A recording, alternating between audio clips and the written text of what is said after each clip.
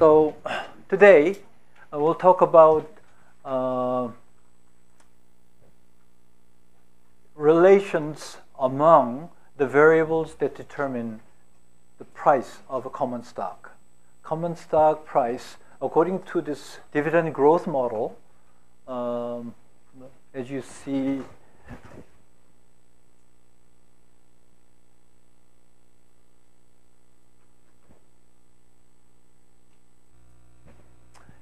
you see from the top line, price of a common stock is dividend 1 divided by R minus G. And let me introduce a new concept, which you already know. So it's not really new, but it's the first time that it is introduced in class. It's called payout ratio. Payout ratio, in Greek letter theta. Payout ratio is company's earnings per share. Take the back. Dividend per share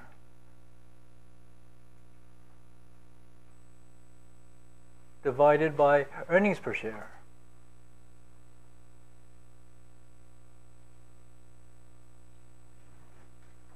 Okay. In using a notation, it is D or DPS at any time, let's say time 1 divided by earnings at time 1. And for the time being, let's assume that this theta is constant over time. Okay? Constant payout ratio. The company makes earnings, and part of the earnings will be paid out as dividends. Then what happens to the rest? Amount of earnings that are not paid out as dividends. What happened to that? Retained.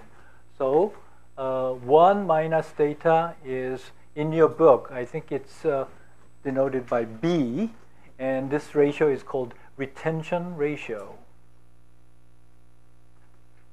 The amount of earnings, percent of earnings that are retained within the firm to be invested. So the amount of earnings that are retained within the company will be invested in the company's projects. Okay, and the amount that are not retained will be paid out as dividends. And theta is payout ratio, and 1 minus theta of it is what we call retention ratio. Okay. Then this Gordon's dividend growth model is becoming payout ratio times earnings per share divided by R minus G. The same thing. I just rewrote this dividend growth model using the payout ratio times earnings. Okay, is it okay? You follow it up to this point. Now suppose, let's do one more manipulation. Divide both sides by E sub 1, earnings.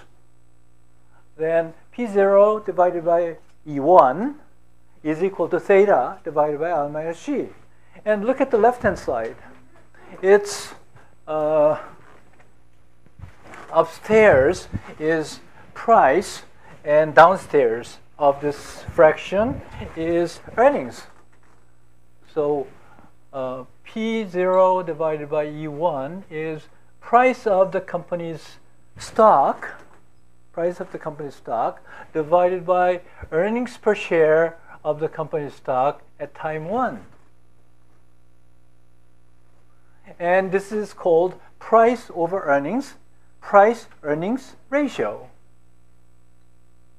This is called price-earnings ratio, or a good friend of mine is calling this as price-earnings multiple, PM, or PER. This is what is known as PER, price-earnings ratio. This is the concept of price-earnings ratio. Price over earnings. Price per share over earnings per share. price over earnings, PER, price earnings ratio, price earnings multiple. And this price earnings ratio is slightly different from the price earnings ratio that you are familiar with or you can read from financial press. Financial press or annual reports or disclosed statements. They usually give you today's price over historical earnings, the earnings that have occurred in the past, immediate past. So, for example, Daewoo International, its price, current price is 30,000 won, about 30,000 won, and its per share, the earnings per share for year 2014 is 1764. 1764. So price earnings ratio of the company is, you calculate while you're doing it. Okay, this ratio is called historical or lagging price earnings ratio. We used lagged earnings as denominator, and the one that we are using in class is leading per. We are using the expected earnings per share as denominator. Okay? And if I don't say anything, it's mostly price earnings ratio of leading price earnings ratio. Okay. Having said that, we now know that price earnings ratio of a common stock is nothing but theta, dividend payout ratio, divided by R minus G. Very simple. It's a simple fraction. There's no need to memorize. You already know it.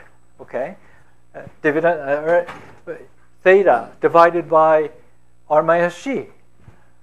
Theta, you know, payout ratio, and R, that's the required rate of return or investors' expected rate of return, and G, dividend growth rate or earnings growth rate or company's stock growth rate.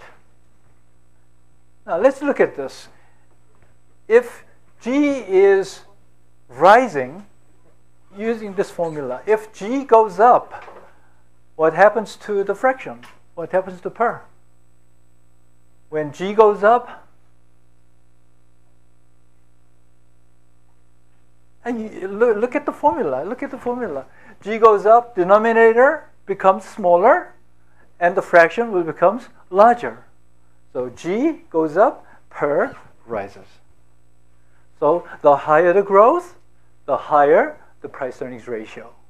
That's for sure. Compare the price earnings ratios of the companies in your group. Group of companies, they have differing price earnings ratios, and the higher the earnings ratio, it is likely, it is not always the case maybe, but it is likely that companies with higher price earnings ratios tend to grow faster than the companies with low price earnings ratio. That's what it is. Okay? Can you follow me up to this point? The next point, R. The higher the required rate of return by the investors, the lower the price earnings ratio. As R goes up, denominator goes up, therefore the fraction will fall. So the higher the required rate of return by investors, the lower the price earnings ratio. It sounds somewhat counterintuitive. The higher the required rate of return, the lower the price. But once you think of it, it's true. Required rate of return is a positive function of risk. The higher the risk, the higher the required rate. More risk, investors require to earn more from that. Okay? Investors demand more return for the stock that has high risk. So higher risk, lower price-earnings ratio. So let's summarize again. The higher the growth, the higher the price-earnings ratio. The higher the risk, the lower the price-earnings ratio. The higher the required rate of return, the lower the price-earnings ratio. Okay? The last variable, theta, dividend payout ratio. By just looking at it, the higher the payout ratio, it should be the case that the price-earnings ratio should be higher, right? But I say, I don't know. We don't know. It's not certain. It's not always certain. And it requires a little more of how companies' dividends, earnings, and investments, they interact with each other. And that's the topic of the next page.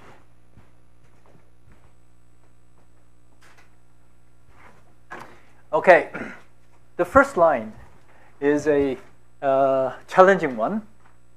It can be shown. I say it can be shown. That means that I am not going to show. I know how to do it, but I don't want to do it because it will add lots of confusion. So I just give it to you. Just you take it for granted.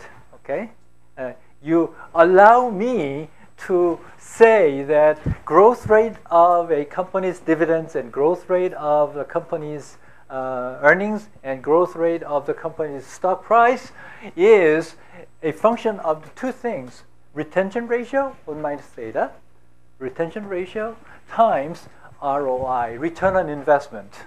Return on investment. And return on investment is return on investment of the project that the company has.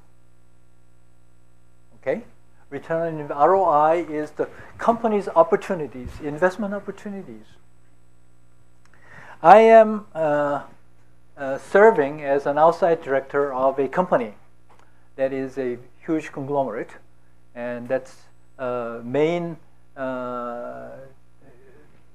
part of the company is trading, global trading, and it is also exploring oil and gas. Okay. And this company has number of projects. It invests in different projects, sometimes in exploration project, sometimes in trading project, sometimes in manufacturing project, sometimes construction project.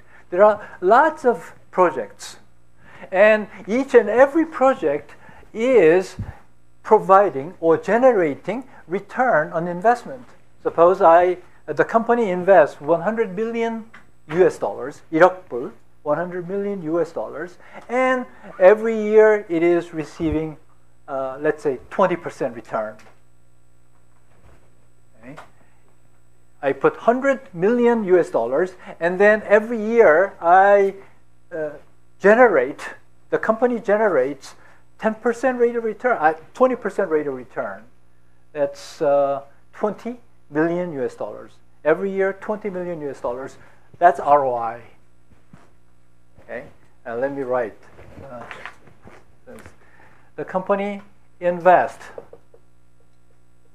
100 million US dollars, and each year it generates project income of 20 million US dollars, and that's ROI of 20%. Very roughly speaking, ROI of 20%. In a couple of weeks, we'll talk about internal rate of return of a project. That's similar to internal rate of return of a project. So ROI of 20% is earned from the company's project. Now let us assume that this company's required rate of return, investors require, are of 10%.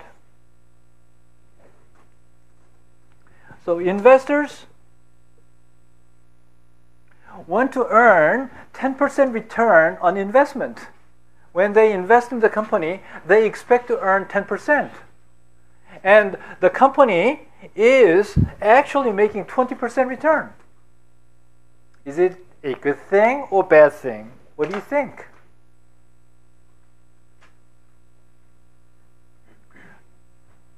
Investors want the company, the shareholders want the company to earn 10% rate of return. That's big R of 10%. Okay, all right? And the company, when investing in the company's real projects, let's say shipbuilding project, or construction project, or new product development project, the project yields 20% return. Investors want 10%, but the company actually earns 20%. Is it good or bad? Obviously, it is good. It is good. ROI is greater than investors' required rate of return. So ROI is larger than investors' rate of return, then it's a good project to invest. It is a good project to invest. The company should invest. So the company should invest. Now let us suppose ROI is 5%. Suppose ROI happens to be 5%. Is it good or bad? ROI 5% means the company still makes money, but it is making only 5%, while investors themselves can make 10%. So the company should not invest in this project, because by investing in the project, company is wasting stockholders' money. Do you get it? So this R is a very critical thing. This is what investors require. This is what investors can earn by themselves. Investors can earn by themselves at 10%. Therefore, the company, if it is serving in the best interest of shareholders, should earn more than 10%. If it earns more than 10%, then the company should invest. That's the essential idea of investment decision of a firm. When company makes investment decision, it is making this comparison. How much does this project produce? What return does the company's project yield versus how much shareholders require? So this R and ROI, they should be compared all the time. I'm an outside director of a big company, and this company is going to have a board of directors meeting in a month. Okay, and in the board of directors meeting, they come up with a proposal. We are going to invest XX amount of dollars for this new project. Please give us permission, approve this investment decision. And board of directors is going to examine whether or not this project is yielding more return than 10% shareholders required rate of return. If it earns more than 10%, then we'll say, go ahead and do invest. But if it earns less than 10%, even though it makes money, we'll say, probably no. We'll say, no, don't invest. Because by investing in a project that yields 5%, you are wasting shareholders' resources. This is the most critical part of finance. Most critical part of finance is value creation is made. Value can be created when return on investment is greater than required rate of return. The two rates, return ROI and return required. Required return versus return on investment. The more return you have than the required rate of return, then that's a good project. You should go ahead and invest. And for those firms that are making more returns than required rate of return, they should invest, and when they invest, they grow. When they invest in good projects, they grow. Okay, so growth is the result of investing in good projects. Now, there are two kind of companies. Companies that cannot grow because its ROI is less than required rate of return. I'm sorry, your class note that I uploaded is mixed up with this. This is a new one. This part has been revised, so I want you to correct the lines. If ROI, the company's projects are producing or yielding less return than the required rate of return of shareholders, then the company should not grow. Should not invest, and if it doesn't invest, it cannot grow. And for those companies, it's best to increase dividends, pay more as dividends, rather than retain and invest.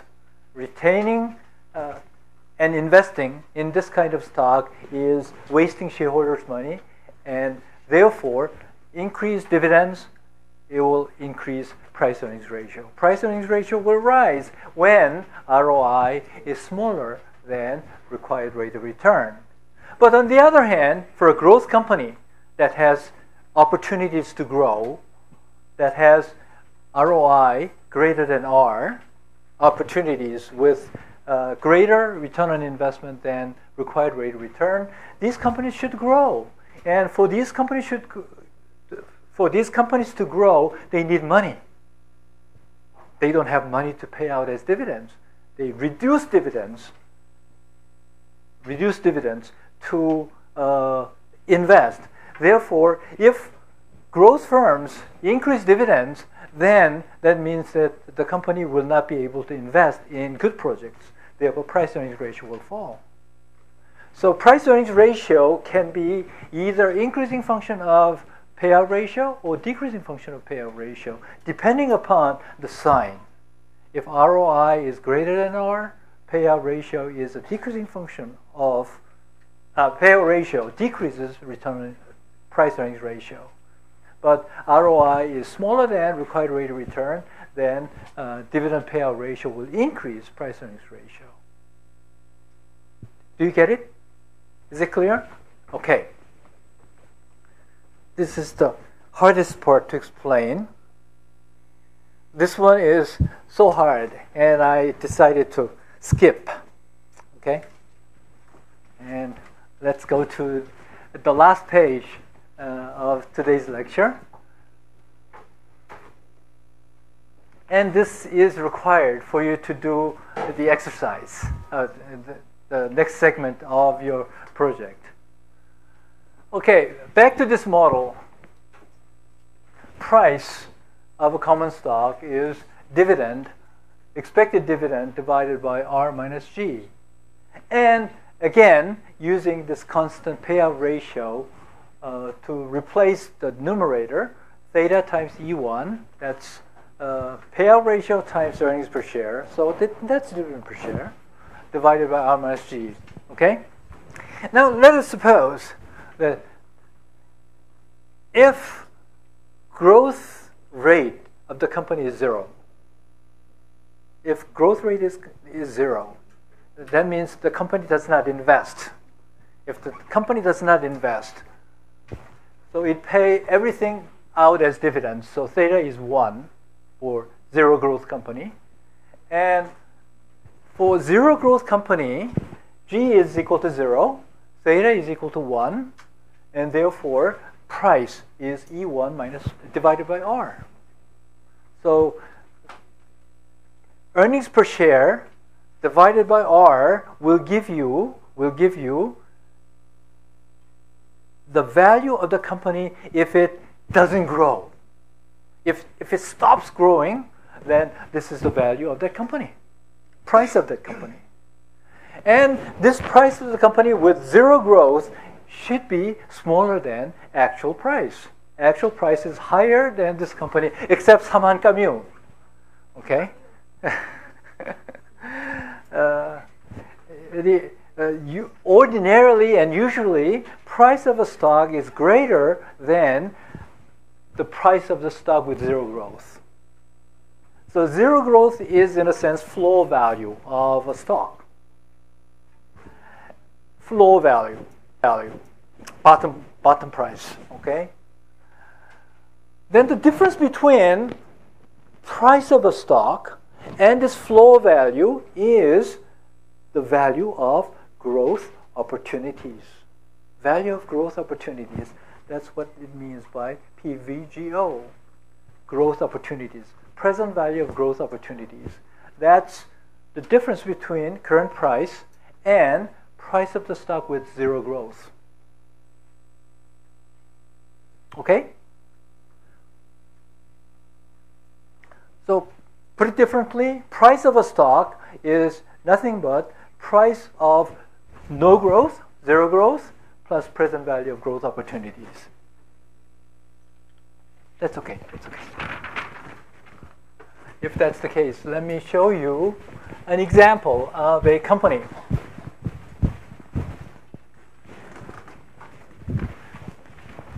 This is an interesting company and very good company. Its earnings per share during the last 12 months is 1621. It's a Korean company. And dividend per share is 501. So payout ratio is 500 divided by 1620. And how much is it? It's about 30%? 27%? Huh? 30%? Or payout ratio is 30%.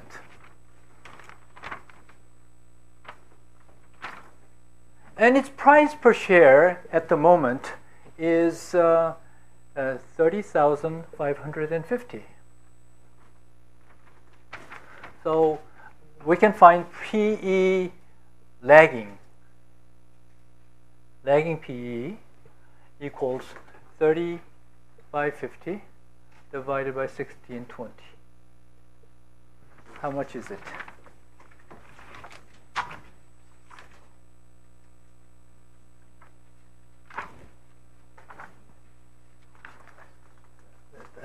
Just a moment.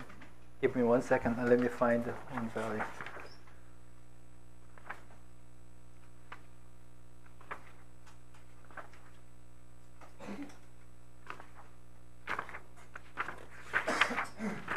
Okay, how much is it? 18.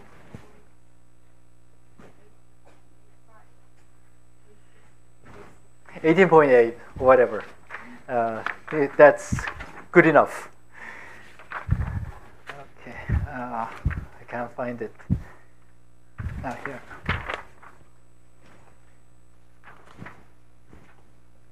Okay, now suppose I don't know for sure, but G is 8%.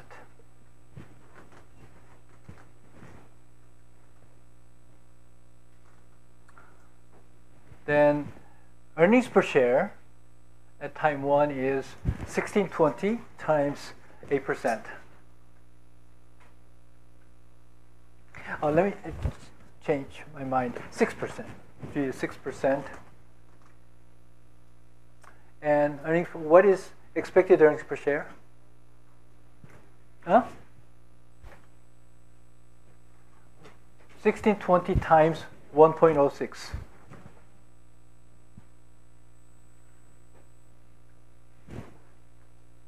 Tora?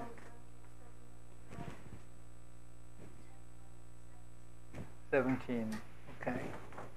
Now we've got all the numbers that are needed. Okay.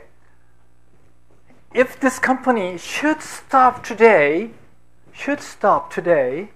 to be a growth company, okay? If it doesn't grow, it wants to pay everything as dividends, and there is no more investment, then price of zero growth is 1717 divided by R. And let's assume that R is equal to 10%.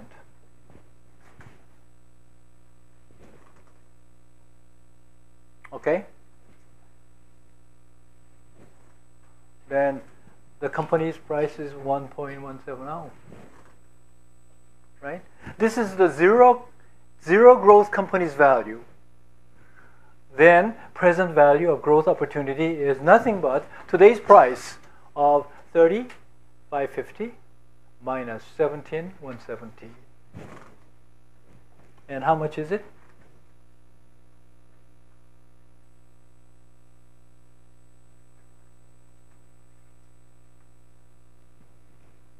$13,380. And let's find out present value of growth opportunities in price. What percent of the current price is present value of growth opportunities? 13,380 divided by 30,550.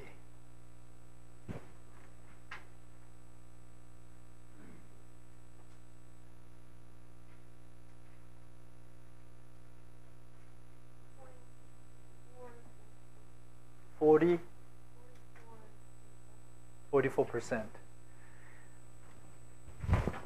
This calculation shows you that about 44% of the company's price is due to growth opportunities. It is because of growth, potential growth. The company has the potential to grow, and that takes up about 44% of the value. And this computation can be done on your company as well. And you can see that this percentage can be different across the companies in the same group. So that's your project number 5, the segment number 5 of your project.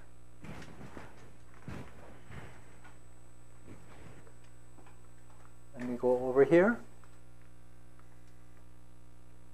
Project description.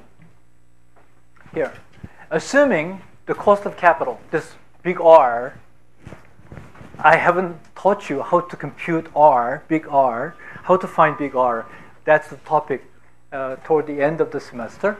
Assuming that cost of capital is 8% or 10% or 15%, 3 different costs of capital I want you to assume. Compute PVGO of the company you are analyzing and compare your answer with those of your colleagues in the group. So I think it might be useful for you to create a table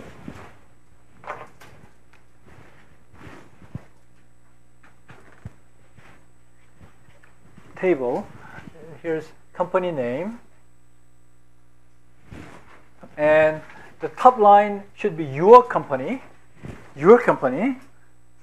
and here company number 1, number 2, number 3, and so on, of the companies that are analyzed by your colleagues, okay?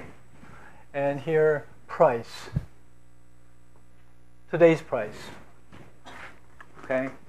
And EPS of your 1, expected earnings per share, not past earnings per share. So you may have to assume a different kind of growth, EPS. And here you have 3 columns.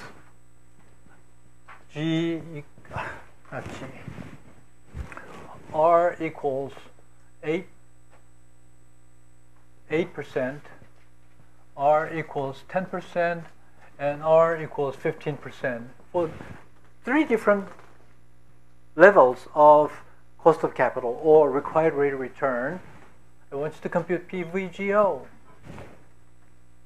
EPS divided by R, okay? And PVGO as a percent of the price. Same here. PVGO of the company when discount rate is 10% and PVGO divided by P0. PVGO and PVGO divided by P0. Okay, this is page 1. That's the minimum you should do. You might want to use different EPS. EPS for next period can be pessimistically about 2% higher than today's EPS. Most likely estimate of EPS for next period is about 6% higher, and optimistic one is 10% higher. For different levels of EPS, you can create the same table. So pessimistic case, most likely case, and optimistic case. 3 different pages can be generated from your group. This cannot be the same for everyone in the same group. The content may be the same, but your company should come at the top, okay? So that's how you distinguish yours from someone else's. Okay? You cannot just copy it and then put it there. You have to do a little bit of manipulation, okay? So do it together with your friends. Okay, any questions?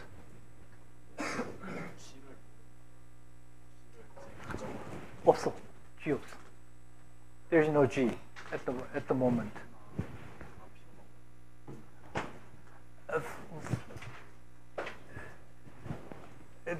That G should be reflected in EPS. Okay. So 3 different levels of EPS you can use. Any questions or comments? Okay, I'm now going to